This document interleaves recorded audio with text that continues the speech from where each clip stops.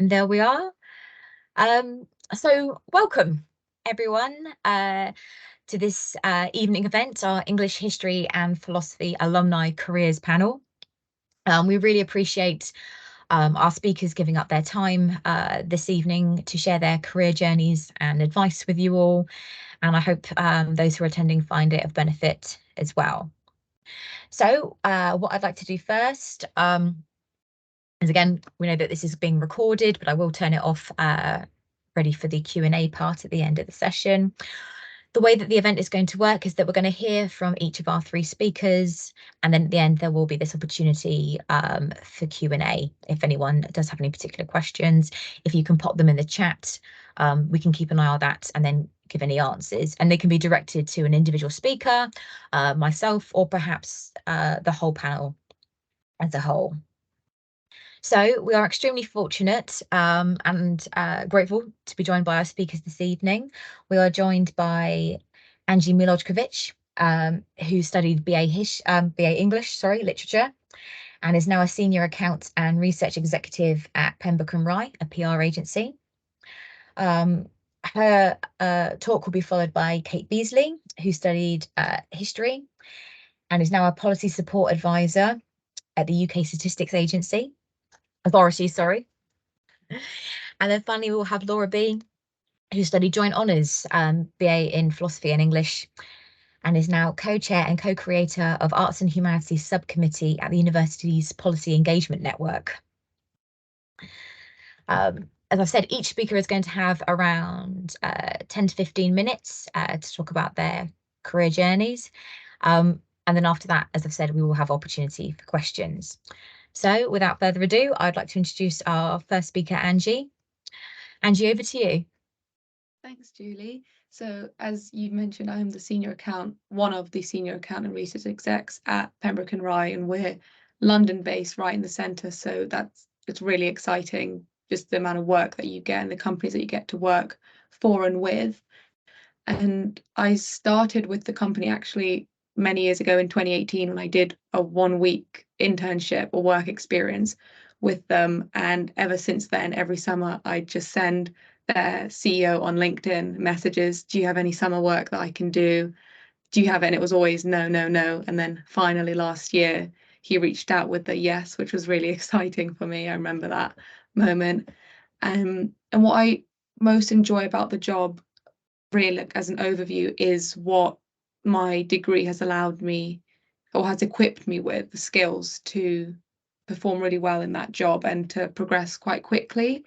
I think there's that misconception that English or any humanities subject really is quite a soft subject, and when the reality is you've got a lot of transferable skills that you can apply anywhere and in any discipline, in any job. One of the things that I think is really important is obviously the writing and the research skills. With my job, it involves a lot of press release writing, pitch notes, talking to many different journalists and influential people across different industries, such as the travel industry, aviation, just a whole wide variety of companies and people. And those skills that you perfect at university and with my degree has really allowed me to excel in those areas. And I think one of the main things I remember when my first week there was being asked to write, or being given a week to write 1,000 words, like a research note, and them asking, I don't know if you'll be able to do it, but let me know if you struggle. And I think within my degree, that seemed quite easy to do, and it was, and it's quite well respected as well, being able to do something like that. And what I enjoy most actually about my work, there's quite a few things.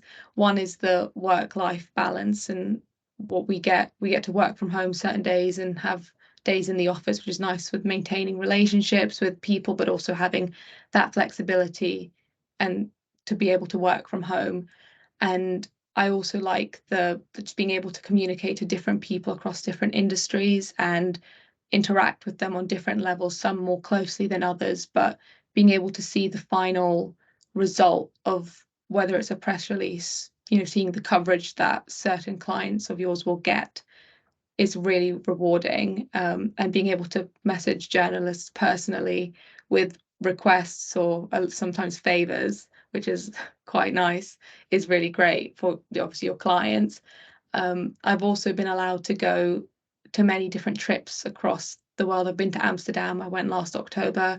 I'm going to Portugal and Antwerp later this year, just for different client events and business meetings. And it's a very valuable experience to be able to do that and not only do what I like to do, but get to meet and make all these different connections with other people. And my degree has been so helpful in that process, because it's not only equipped me with writing and research skills, but the communication skills and the ability, I think, to empathize, which is something that I think is overlooked with humanities students, to be able to have conversations with people and not let there be any miscommunication or deliver difficult news or the not so nice news, but be very clear, and people respect that quite a lot. And that's something that I've only started to experience whilst working in this job and since leaving uni. It's been great, really. And another thing with my job is that it's allowed me to gain a well-rounded overview of what's actually going on in the world. So, for example, the recent transport strikes that have been going on, getting to know what is the issue and how can we potentially go on and solve it, and hearing what different people across the industry have to say about that stuff is really interesting. And the progression within the company, I find it is obviously down to the individual being able to progress, or at the rate that you progress. But I have seen, and by talking to some of my other colleagues as well, which have studied similar subjects as I have, they've said that your progression, it seems to be faster if you've got these humanities skills. And that's, I think it emphasized to me how invaluable learning a humanities subject is, because you not only learn about specific areas within your degree, but you get these transferable skills that everyone widely respects and can help you excel quite quickly in your career. Yeah, I think that's all I really have. I mean, I could go on about it, but we don't have the time. But there's so much I love about my job, and the fact that not every day is the same. And I look forward to, at the end of each week, to the week ahead, and thinking, you can have a set plan of what your week's going to look like, but that can change as soon as you walk into the office or halfway through the week. And that's really exciting. And being able to have that flexibility, and that my degree has taught me how to be flexible, is also really useful.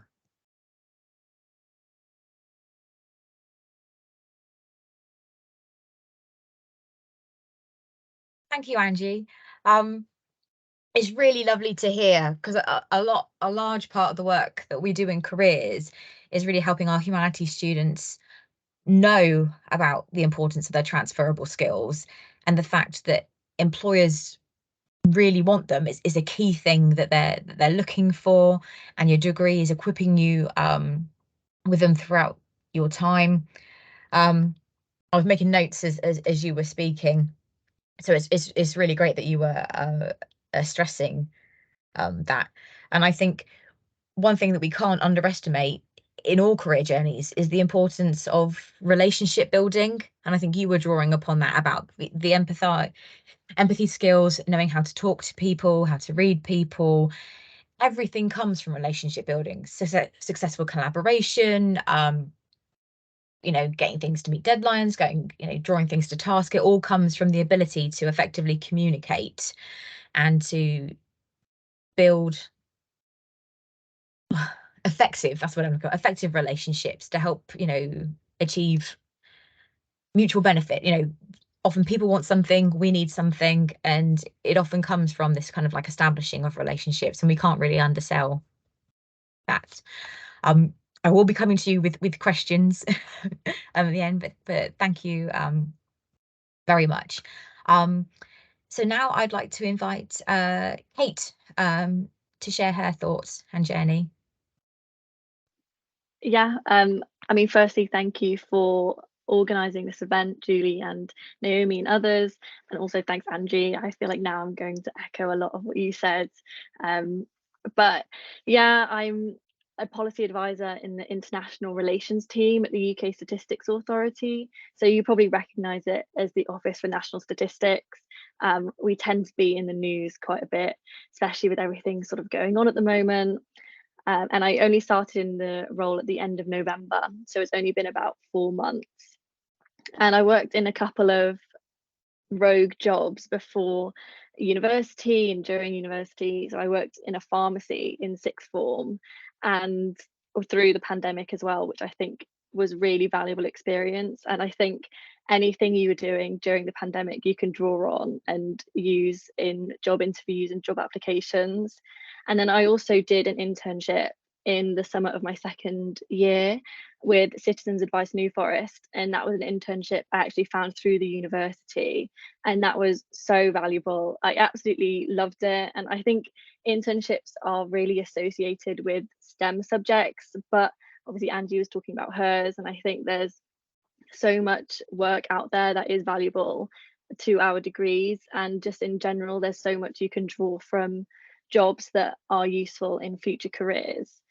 And so yeah, I work in the international relations team. The overall strategic goal that we work towards is making sure the UK is one of the top producers of statistics and ensuring that we help to shape like international guidance for statistics and supporting other countries to develop their own statistical systems. So we do a lot of work with South America, like Argentina and Brazil, on developing their census. And with being in the international team also comes a lot of travel. So members of the team have been to Saudi Arabia, someone's currently in Luxembourg, and then there's trips to Japan and Zambia later this year as well. So I'm dying to get myself to just Geneva or Paris, would be amazing. So a lot of the things we do are sort of long-term projects, and it feels quite surreal, sort of corresponding with senior leaders, people from the UN, and other statisticians from other countries. And there's a lot of ad hoc tasks that pop up and that take up a lot of time. So there's loads of amazing variety, which helps to keep us on our toes. But the long-term projects are also really good for someone like me who really enjoys a routine and getting my teeth like sunk into something. And one amazing thing about the civil service in general is the work-life balance. And it's definitely something, if that's a priority for you, which I think it should be for everyone, it is such a good sort of organisation and sector to go into, because we work on flexi time, which basically means that we clock in and we clock out, and any time worked over our contracted hours we can claim back. So that often results in a lot of sort of short Fridays, or I can use that instead of taking annual leave. And I'm really lucky with my team where our boss is fine with us going out in the middle of the day if we need to run errands or we've got an appointment or to go to the gym. So having that flexibility is probably the best thing about the job, but obviously the work is also really interesting and really varied, and that is definitely something I'm very grateful for. And I found when I left university, it was really scary trying to find my feet. I knew I had good work experience and I knew I was hardworking and I was intelligent. But when you graduate university without a job lined up, it feels so scary going back home, like back to your hometown, especially then all my friends from uni were obviously back in their hometowns. And it's such a stark difference living with your parents again, for me at least, after living with friends for so long. And it feels so daunting looking at job specifications and trying to figure out how to shoehorn the experience into it. But I just think from university there's so many skills that you can cite. So for example, I've used the history group project so many times in interviews, and you can just prove that you're seeking feedback and you want to grow if you're just talking to tutors and taking that on board. But in general, my history degree has been really beneficial in synthesizing information and writing concisely. When I'm writing briefs for senior leaders, that's something that's really important. Absolutely agree, Julie. And it's also really good to have those empathy skills and understanding different perspectives. So from our point of view, we need to understand other countries' perspectives on statistical issues so that we can either bring them round to our perspective, or we can help to develop it and to shape it so we can have that global influential profile. And I just think it's so scary coming out of university, but everything just does fall into place a little bit. I got rejected from quite a few jobs, and I worked in Next for a little bit before landing this job. And I'm looking back now, and obviously hindsight is a wonderful thing, but looking back, I feel so grateful for all the jobs I didn't get, because it means I get to do all of these really cool things, and I've got this amazing career progression in front of me, and I've got colleagues that really care about my own development outside of just the team and the work I'm doing now. And it's also so important to just consider that employers really value your attitude and your values as a person. So being hardworking and motivated and willing to give things a good go is just as important as having the right skills and the right experience. And I think it's such a misconception that employers expect you to know everything as soon as you start, because they don't. And especially when you're coming out of university, they know that you're not going to be used to it, and they're willing to put the effort in to train you because it's worth it for them and it's worth it for you. So it's so important just to put yourself out there and go for things, even if you think, oh, I'm not quite sure if I'm right for that, or I don't think I quite fit the specification. Because a lot of the times, if you've got the attitude and you've got the values, employers are willing to help you get to that if you've proven that you're willing to put the work in and that you can. So I'm really grateful to be where I am today, and it feels really strange sort of to be presenting and giving you guys my perspective when I've only been in this job for not even 4 months. But really, I just think university is such an incredible time, and it's just so important to soak it up and make the most of it. And you can bank some good examples to use in interviews, and academic and professional and social examples are really valued. So it doesn't just have to be like your work experience, but also if you've done work in a society, that's just as valuable. So I just think there's so much going on at university and it's so overwhelming, but just get stuck into everything you can and make the most of it. So that's everything I have to say. I'm happy to answer any questions.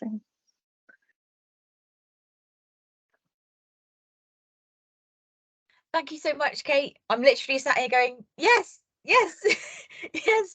Lots of wonderful key messages. It's lovely to hear you talk about actually the flexibility that you've had within your role. I think we can thank COVID for a lot of that as well. Having worked in public service for 20 years, I can definitely see the change that's come in. It's always been needed and required for a multitude of reasons. So it's nice to see that being enacted. I'm just going to pick up on a couple of areas. You talking about how it is quite daunting when you still finish. I know now with all my work with students, there is an enormous pressure to feel like you have to have everything sorted out, ready for when you graduate, that you have to have that job sorted. It seems like everybody else has got something sorted and you're the only one who's not sorted. But believe you me, all your students are definitely not alone. That's why my job exists. That's why we're here. We want to support all of our students in all of their next steps. But if you're someone who hasn't found their next step yet, or just likes to work through in more of a methodical order of, I'm going to do my degree first, and then I'm going to turn my attention to this, we are still here for you for all of that. We support all of our students for 5 years after you graduate. So we're here to help you get sorted whilst you are here, but we're also here to continue that support afterwards as well. It's funny you talk about the group project. I cannot stress enough, that's why I wrote it in the chat, how important group projects are. Don't write them off. And I know that they can be stressful sometimes and tension, especially if you've got group members who aren't putting in the effort, perhaps like you are. But then this becomes a fantastic example to talk about within an interview when they say, tell me about a time you've had challenging circumstances within a team project, or how do you effectively communicate with people. The group project module in history is actually ceasing after this year, because don't worry, because I was on it, a new module is being created around public outcomes, and there will be a group project as part of that, because I recognise, and I can tell you effectively, all employers want to look at your group work and teamwork skills. No matter what you go into, it's the one thing which unites all employability, because at some point you're going to be interacting with people, so they want to know how you can do that. And also, Kate, what you said around not being put off by perhaps reading a job description or even a whole person's specification. Sometimes we read it and think, I've never done that, I haven't done that before. Look at the skills, look at the values and the aptitudes they're looking for. That's what to concentrate on, not the job description itself. Is it something that you can learn? Is it something that you can adapt to? Is it something that actually I've got everything else and this is the thing that I can develop whilst I'm here as part of this job as well? So again, just echoing Kate's point about realizing that there's more open to you than perhaps what you think, because it definitely is. And again, we can help you with that. If you're not sure, come and see the career service, because we can look at a job advert with you and help you break down some of the language and help you to do some of that matching and perhaps skills auditing for yourselves as well. Marvelous, thank you very much. So next I'd like to introduce Laura, who's going to share her experiences. Thank you so much. I'm sorry to be so formal, but I have slides if that's not too big or formal, but let me just share them because I did have fun making them, to be fair. So, okay, can everybody see that? Good, cool, thank you. Cool, so hi, I'm Laura. I have basically a number of different hats, so I'm gonna kind of like vomit them all at you and hope that it's not too confusing, but I'm currently the network manager for the university's policy engagement network, and through that I'm also, as Julie said, the co-creator and the co-chair of a subcommittee within that network around arts and humanities policy engagement, and also co-chair of the Equity, Diversity and Inclusion subcommittee, which also looks at equity, diversity, and inclusion within policy engagement. And what UPenn is basically it's like a one-stop shop for knowledge brokerage. So policymakers and as well as researchers and UK universities, they can use UPenn to basically connect with each other and collaborate with each other to basically maximise the efficiency and the use of evidence within government and parliamentary decision making. So I work in that space of knowledge brokerage. It's kind of a bridge between the two. And so I do that part-time. And full-time, I'm doing my PhD, which I'll go into a bit more detail later at Southampton, on the role of fiction and poetry as forms of evidence within public policy decision-making. So a lot of my kind of career and educational journey has been around the role of like stories and narratives and how we can use that as both knowledge and methodologies. And that obviously has come back to basically doing my degree, which was English and philosophy as a joint honours, and then I did a minor in history as well. So I kept having so many hats even throughout my whole degree and now, but I wanted to do everything, and it's been really, really helpful in seeing what I've done so far. So just a little bit about me and my educational history then. So at university, the kind of main thing that I did, as well as my degree, was I was president of a society called Sexual Consent Awareness. For about 2 years, I was president, and we ran this big university-wide campaign, basically raising awareness of sexual violence at university and the importance of having proper systems in place for students who have experienced it either before or during. And part of that, what we did was we ran the first kind of university-wide survey collating responses from students, basically hearing what their thoughts were and what they want to see from the university and the Students' Union as well. And a big part of the success of that campaign was basically how I brought out the stories and the narratives within that survey as well. And when I say there was a whole team of us, it wasn't just me, and it never is just one person making change. But the stories and the narratives within that were really, really important because as Kate and Angie has already alluded to, the kind of empathy around certain topics is really important. That is a skill you do get from English in particular, I think, and philosophy, where the critical thinking skills and the abilities to see things through different perspectives and different lenses are really, really critical to kind of communicating that. And then obviously did my degree, graduated in 2019. And then afterwards, I worked for the Students' Union for a little bit, and I did an online master's, which was, I started that pre-COVID, and it was online anyway with the University of Sussex. And then it continued through COVID as a part-time online master's. And I did that in sustainable development, which is what kind of reaffirmed my interest in public policy, because that talked through a lot around policy mechanisms and how policy is made, both on an international and national level. And then I worked for a little bit more, and that's when I decided I want to do my PhD and basically bring together everything I've studied and done professionally as well into kind of one big project. So kind of already mentioned a bit earlier bits of my career, but worked for the Students' Union, and then I finished with them just as COVID was hitting. So slowly get the anxiety of having to move back home with your parents. I managed to avoid that because I really did not want to, and I managed to find a job doing being. Oh, hold on, I'm just going to take my headphones out.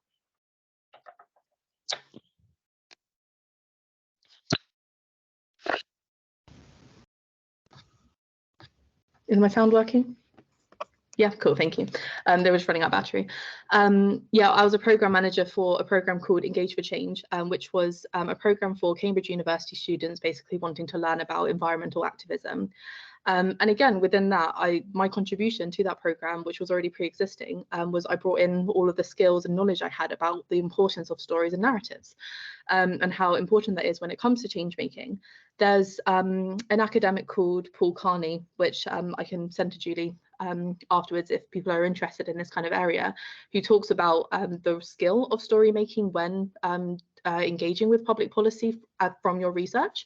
And they go into a lot of really cool detail, but basically, you know, it's a skill as well as a knowledge. So don't ever think like, oh, I'm just doing English and I know how to read books and I know how to analyze books. Like, it's not just the knowledge you get from novels, it's also the skills associated with that too. And they are really, really transferable and important, as Kate mentioned as well. And then I quit that role because I wanted to go more into policy, and I was really, really, really lucky, and I managed to get an internship at Southampton with these public policy unit at Southampton University. And it was initially meant to be a 3-month internship, but the head of the public policy unit there was kind of a running joke that whoever starts as an intern basically never leaves. So I managed to basically just, keep going for about 2 years. And that gave me the opportunity to specialize within equality, diversity and inclusion within policy engagement too. So I was really lucky to be able to do that. And then after that is when I managed to get the role of network manager for the university's policy engagement unit. So my research is exploring how fiction and poetry can be used as valid forms of evidence within public policy processes. And basically that came about because as I was studying English, and also my dissertation as an undergraduate was around representations of gender-based violence and the effects that can have on society and society's perceptions of gender-based violence, I thought, you know, why isn't this being considered as a form of evidence in and of itself? Like, no offense to the Office for National Statistics, but why is it only statistics that the government listens to? Like, why is it only the so-called hard facts? And I thought, you know, arts and humanities as evidence isn't just a complementary form of evidence, it is just as valid. But there is definitely a culture of, I think Angie mentioned this earlier, like it's just soft, like people don't really know what it does, they just kind of think it's, you know, artsy fartsy kind of thing. So I chose to do this research project because I wanted to investigate how that can actually be used within the academic policy engagement process, and if it can, how can we contribute to wider cultural change within policymaking and academic policymaking especially. The other work I do as well, which is again really, really based around stories and narratives. One project I'm doing, a research project I'm doing at the moment, is equality, diversity and inclusion within policy engagement. And this research project is doing a survey and a set of interviews that aims to centre the lived experience of marginalised researchers who go through the academic policy process. And within that, we're hoping to basically platform and surface and highlight the stories that marginalised researchers are willing to share in order to surface that actually we need to have more equitable systems, and we need to have more inclusivity and diversity, especially in the people side of things, but also in the knowledge side of things as well. Because at the end of the day, these are the things that are informing the public policy decisions that are affecting all of us. And then I'm also developing a story revealing method with a colleague of mine, at UPenn, who works in the Scottish context. And we're basically using, we're trying to see how we can use the method of like I guess, creative writing to surface thoughts and feelings about policy engagement. And it's basically developed from like a childhood game. I don't know if you guys played it, but like where you write a line and you fold the piece of paper down, and then you write another line and you fold it down, and you do it like as, you know, with your friends and as a group. And the aim basically is to see, has a coherent story been created, and if so, what is actually being said in that story? How are problems being represented? Yeah, it's a fun game. I think it was called MASH or something, but maybe I'm thinking of something different. And yeah, what's been presented in those stories and what do they tell us? So it's a form of reflexivity, being reflective about these kind of things, and stories enable us to do that. So almost finally, these have already been mentioned already, but just to kind of re-emphasize again, my degree was really, really supportive in basically everything I got to do subsequent to it. So critical and deep thinking in terms of, not in comparison to other degrees, because every other degree and discipline can employ critical and deep thinking skills. But I feel like it's a little bit different in arts and humanities, because we, as I said already, it's not just the knowledge, but it's also the methodologies, and they are just as valid, and they are just as supportive of, you know, generating research. And they are just as a valuable skill in all sectors as well. So I would say, like, don't forget that, and don't compare yourselves to other disciplines, because they are different and you can't compare yourselves to the same paradigms. Creativity and communication has already been mentioned, and then change-making skills and knowledges too. So just understanding like how different systems work in different contexts too. I know it sounds like really overly simplistic and generalized, but you know, reading different kinds of literature. You know, if we're kind of like almost assuming that literature is like a creative retelling of the lived experience, they're metaphors and symbols for the lived experience that we, you know, live in our everyday lives. Understanding like how things play out and why things are playing out and who are involved in those processes, that can really be a valuable tool for critical reflection in change-making skills. And finally, what I'd wish I'd known is it's okay to not always enjoy the degree that you're doing. I remember when I was in my second year, I really considered switching to sociology and criminology, because I was like, you know what, I feel like that's a bit more like real world impacty, like what am I really doing in English? But I'm really glad I stuck with it, because actually if you find a way to make it yours and you find what you're interested in, what you can specialize in, then, you know, your degree is meant to be this kind of, you're not meant to specialize 100% through your undergraduate degree. That's kind of what you do throughout your life and your career, and it's allowed to be a general thing that you then shape to what you want to do and what you find enjoyable. Secondly, use your connections, and then use your connections. So I've been really privileged and lucky that I've managed to build relationships with a lot of really supportive people, and they have opened doors for me. And now that I'm at a stage in my career and my academic career as well, that I can then open doors for other people, do that as well. You know, pass the kindness thing on. Don't just use the connections and then think I'm just going to keep doing that and, you know, not help anybody else, because there's always going to be someone else, you know, who follows your footsteps, who contributes to things that you've already laid the foundations for. And basically it's just a nice thing to do. So I think you always should. And lastly, getting a first isn't everything. It's important if you feel like it's important, and it's not the end of the world basically if you don't get one. I put this in here because I remember thinking, oh my God, no one's going to employ me if I don't get a first. I am not as smart as other people who get firsts. No doors are going to be open for me. And I think the kind of turning point when I realized actually it's not arbitrary, like because I know like firsts are important to some people, so I don't want to disregard that, and it is, you know, do chase academic excellence, but it's not the end of the world. Like you as a person are valuable in and of itself. You're not tied to your grade, and actually there's, as mentioned before by the other panelists, your skills and your values and who you are as a person and all of your other extracurricular stuff, that all adds up, and that's what people eventually want. And honestly, I haven't used my undergraduate grade in years. You know, people don't really look at that anymore, and obviously it's useful, you know, in the kind of short-term immediate next steps, but just to conclude, don't think of it as a be-all and end-all. You are still valuable as a person, and don't tie yourself to your grade too much. And I just want to finish on a really cheesy quote, but I really love it, and it was by an author called Nawal El-Saadawi, who is an Egyptian feminist and writer, and she was imprisoned under Sadat's regime And basically Sadat, or the prison kind of guards, were told, don't give this woman any pen or paper, because what she did was she was writing creative retellings of the stories of the women that she was meeting in prison, and she would sell them, and they would be literally global, and they would have such an impact on the feminist movement in the Arab world. And she reflected on this when she eventually got out of prison. She said, I never thought the pen would be more powerful than the pistol in the world of reality and fact. And that's always stuck with me. I know it's super cheesy, but that's always inspired me to remember, you know, these things are powerful too. So just open your heart, open your eyes, and trust that as well. Cool. That's me. Oh, Laura, thank you very much. And I love super cheesy, and I think as humanities students, we definitely love a quote. So I'm all about the quote. And again, I can just echo a lot of what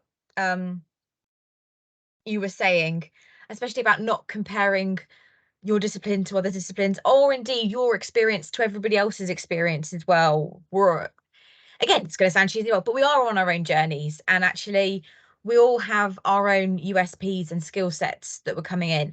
And you do pick up on a good point that yes, academic excellence is something to aspire to, and achieving a first is amazing, but it's not the be all and end all. And in fact, there's been a massive cultural shift from employability around this, because employers have actually fed back that they would rather take a 2-1 with experience and someone who's competent and able to talk about their skills and experience over than just a flat grade first. And in fact, we know that this is changing again, because some employers have now started to get rid of tariff and UCAS points that they look for, and are even now adapting their grad schemes for 2-2 entry, because they realise they're missing out on a massive talent pool if they just stick with this one whole card fact of a grade and a figure, because we are more than our grades. We all have experiences which can affect our grades as well. I mean, as we said, look at the pandemic. That would have had a massive impact on lots and lots of students. So yes, it's definitely something to remember, that we are more than that one element, and so we need to be selling the whole of us as well. What I'm going to do now, again, is thank you all for sharing all of your experiences.